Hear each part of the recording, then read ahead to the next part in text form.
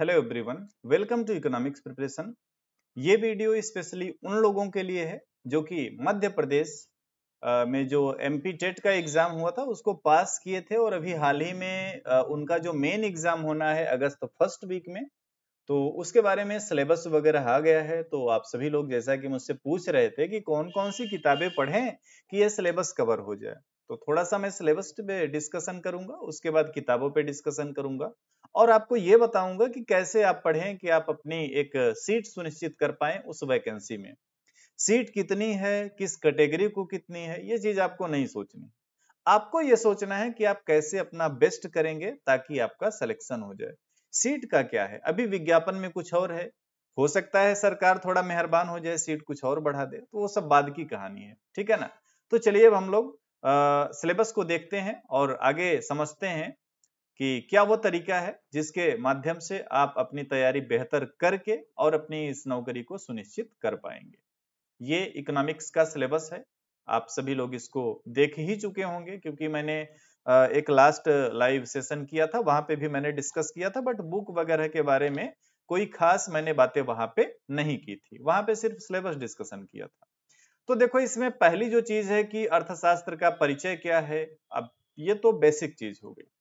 Main चीज जो इस सिलेबस में शुरू हो रहा है वो शुरू हो रहा है सांख्यिकी का, है ना। सांख्यिकी, सांख्यिकी में आप देखेंगे पहला टॉपिक है समंकों का संकलन, इट मींस डाटा कलेक्शन, है ना।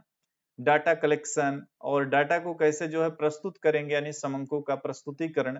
तो ये सारी चीजें देखो किससे रिलेटेड है, और नीचे हम लोग चलते जाएंगे। अभी इधर आप इससे तो परिचित होगी क्योंकि एमपी टेट के लिए सारी चीज आपने पढ़ी थी। क्या, केंद्रीय प्रवृत्ति की माप में माध्य, माध्यिका और बहुलक, उसके बाद अपकिरण की माप में जो विस्तार होता है यानी कि रेंज, चतुर्थक विचलन, माध्य विचलन, प्रमाप विचलन, ये सारी चीज आप लोग पढ़े, कोरिलेशन भी पढ़े हैं, इंडेक्स नंबर भी पढ़े हैं, प्रोबेबिलिटी भी पढ़े हैं, प्रतीप गमन, ये मैक्सिमम चीज आप पहले से जानते होंगे।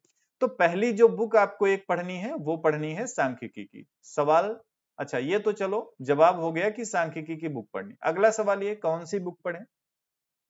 सांख्यिकी के लिए जो भी आपके पास बुक हो वो पढ़ें, अगर कोई नई खरीदना है तो वो अलग विषय है ना। तो एक तो मस्ट आपको पढ़नी है क्या, सांख्यिकी की बुक, ठीक है ना। और ये मत सोचिएगा कि आप 11th की बुक पढ़ के सांख्यिकी में क्वेश्चन कर ले जाएंगे, क्योंकि सिलेबस का बेस तो जरूर बनाया गया है 11th और 12th को, लेकिन क्वेश्चन का स्टैंडर्ड क्या, पोस्ट ग्रेजुएशन लेवल का रहेगा। ऐसा मैं नहीं कह रहा हूं, आपके इसी नोटिफिकेशन या रूल बुक में लिखा हुआ है, ठीक है। अगली चीज है व्यष्टि और समष्टि अर्थशास्त्र का परिचय, अर्थ, महत्व, उपयोगिता उपयोगिता, क्षेत्र, संबंध। अब ये जो चीज है ना ये बिल्कुल बेसिक है, इसके लिए कोई टेंशन नहीं।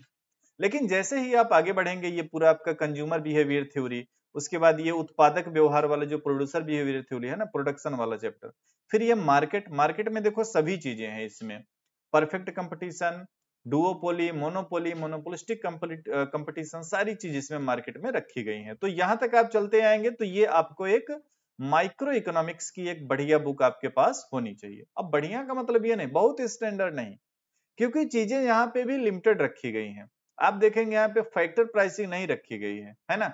लाभ, लगान, मजदूरी, ब्याज, ये चीजें नहीं है यहाँ पे, यहाँ पे मार्केट तक है, ठीक है ना। तो एक माइक्रो इकोनॉमिक्स की बुक हो गई जो कि आपके पास एक होनी चाहिए। फिर इधर आप देखोगे यहाँ से आपका माइक्रो इकोनॉमिक्स है ना।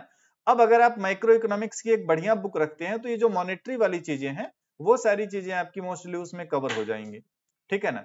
तो या तो आपके पास माइक्रो की प्रोफेसर एस एन लाल सर की बुक रहे तो उससे आपका माइक्रो कवर होगा, है ना, और उनकी मॉनेटरी रहे तो मॉनेटरी कवर होगा, ठीक है। तो ये अच्छा कुछ कुछ ऐसी बुक होंगी माइक्रो की जैसे कि एच एल आहूजा की, अब उसमें आपका ये माइक्रो इकोनॉमिक्स भी कवर हो जाएगा और साथ ही साथ आपका क्या, मॉनेटरी इकोनॉमिक्स भी कवर हो जाएगा, ठीक है। अच्छा ये जो आय और रोजगार है ये भी आपका माइक्रो इकोनॉमिक्स में आ जाएगा। ओके, तो यहां तक आपने क्या देखा कि आपके पास एक माइक्रो इकोनॉमिक्स की बुक होनी चाहिए, ये थर्ड बुक है, ठीक है। आगे बढ़ेंगे। अब इधर आप देखो इतनी चीजें आपकी पब्लिक फाइनेंस की रखी गई हैं, क्या, पब्लिक फाइनेंस की।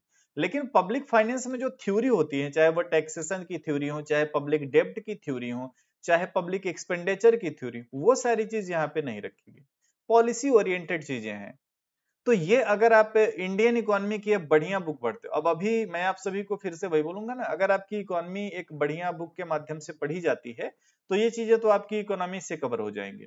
अब इधर आप देखो, इधर ट्रेड की चीजें हैं थोड़ी बहुत आपकी, क्या ट्रेड यानी कि इंटरनेशनल ट्रेड, बहुत डिटेल में नहीं, थ्योरी वगैरह नहीं, मैक्सिमम पॉलिसी रिलेटेड चीजें है ना। फिर इधर ये जो चीजें है ना, ये आपको किधर से पढ़ना, एक बार आप बेस क्लियर करने के लिए एनसीईआरटी इधर पढ़ लीजिएगा, एनसीईआरटी जो 11th की है आई थिंक, इंडियन इकोनॉमी वाली है ना। नेक्स्ट फिर इसमें देखो ग्रोथ के दो मॉडल रखे गए हैं, दो तीन मॉडल। तो एक तो देखो क्लासिकल मॉडल जो है, क्लासिकल क्लासिकल ग्रोथ मॉडल है, और साथ में हैरेट डोमर का ग्रोथ मॉडल है, बाकी चीजें नॉर्मल है ना। फिर आगे देखो यहाँ पे भारत के विकास का अनुभव, पड़ोसी देश, ये सब छोड़ सकते हो। पर्यावरण में बहुत थोड़ी चीज है कि पर्यावरण और धारणीय विकास है ना, इन्वायरमेंट एंड सस्टेनेबल डेवलपमेंट, ये आप इकोनॉमी की किसी बेसिक बुक से कवर कर सकते हो। ये इंफ्रास्ट्रक्चर, ये भी इंडियन इकोनॉमी की बुक से। तो ये तो रहा आपका सिलेबस। अब बात करें कौन कौन सी किताबें पढ़ेंगे। देखो ये जो ग्रोथ के दो मॉडल है ना, इनके लिए कोई बुक मत लेना, यूट्यूब से कर लेना, बहुत सारे टीचर पढ़ाए हैं, मैंने भी आई थिंक पढ़ाया होगा, और भी तमाम टीचर बढ़िया बढ़िया पढ़ा के रखे हैं, तो इधर इसके लिए कोई बुक नहीं लेना। बुक कौन कौन सी आपके पास होनी चाहिए, उसके बारे में थोड़ा सा मैं बात कर देता हूं, है ना, कि बुक लिस्ट आपके पास क्या होनी चाहिए। तो चलो यहां मैंने लिखा, एक बुक आपके पास क्या, सांख्यिकी की होनी चाहिए, एक बुक क्या, सांख्यिकी की होनी चाहिए। दूसरी बुक आपके पास क्या, व्यष्टि अर्थशास्त्र की होनी चाहिए, व्यष्टि अर्थशास्त्र, ओके।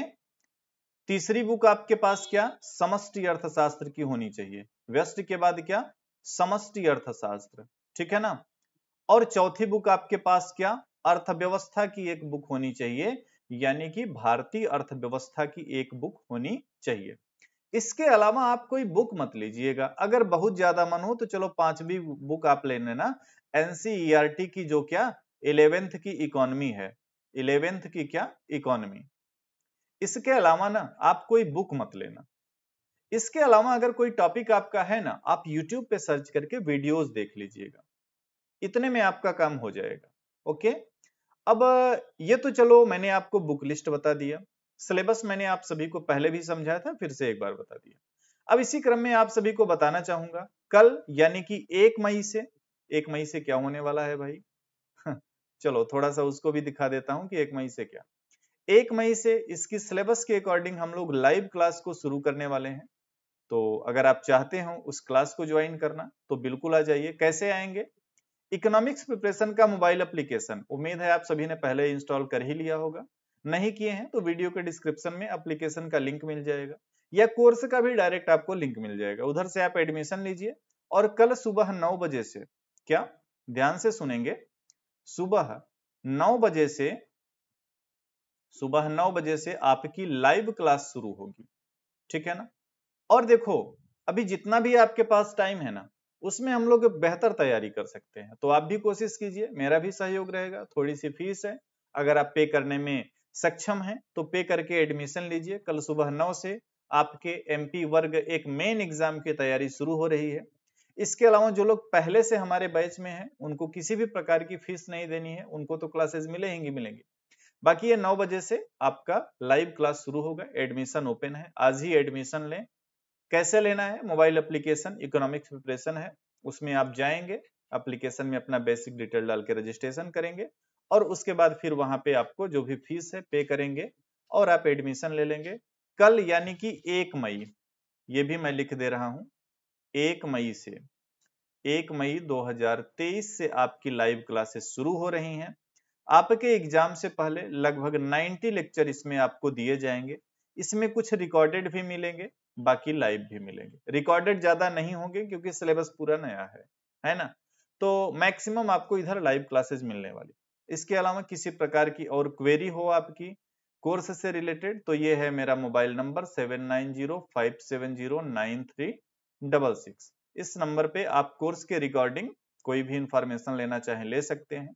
रिजल्ट कैसा आता है उसके लिए आप सभी चैनल पे देखे ही होंगे, मेरे एमपी टेट वाले बैच में 85 के आसपास स्टूडेंट थे, और उसमें अराउंड 30 स्टूडेंट के आसपास जो है क्वालिफाई किए हुए हैं। तो ये तो अब ज्यादा मुझे डिटेल में बताने की जरूरत नहीं है, आप लोग अगर चैनल पे हैं तो देखे ही होंगे।